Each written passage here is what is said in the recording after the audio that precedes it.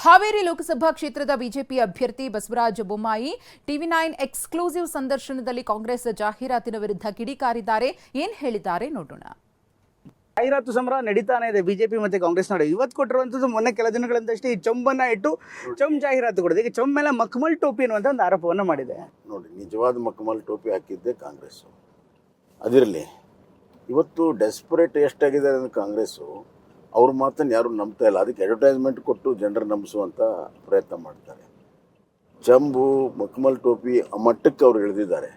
ಅಂದರೆ ಸುಳ್ಳನ್ನು ಪ್ರತಿಪಾದಿಸಿ ಸತ್ಯ ಮಾಡೋದಕ್ಕೆ ಇಂಥ ಟ್ಯಾಕ್ಟಿಕ್ಸ್ ಯೂಸ್ ಮಾಡಿದ್ದಾರೆ. ಜಾಹೀರಾತು ಸಂಗ್ರಹ ನಡೀತಾನೆ ಇದೆ ಬಿಜೆಪಿ ಮತ್ತೆ ಕಾಂಗ್ರೆಸ್ ನಡುವೆ. ಇವತ್ತು ಕೊಟ್ಟಿರುವಂತದ್ದು ಮೊನ್ನೆ ಕೆಲ ದಿನಗಳಿಂದಷ್ಟೇ ಈ ಚೊಂಬನ್ನ ಇಟ್ಟು ಜಾಹೀರಾತು ಕೊಡಿದೆ. ಈಗ ಚೊಂಬ ಮೇಲೆ ಮಕ್ಮಲ್ ಟೋಪಿ ಅನ್ನುವಂಥ ಒಂದು ಆರೋಪವನ್ನು ಮಾಡಿದೆ. ನೋಡಿ, ನಿಜವಾದ ಮಕ್ಮಲ್ ಟೋಪಿ ಹಾಕಿದ್ದೆ ಕಾಂಗ್ರೆಸ್ಸು.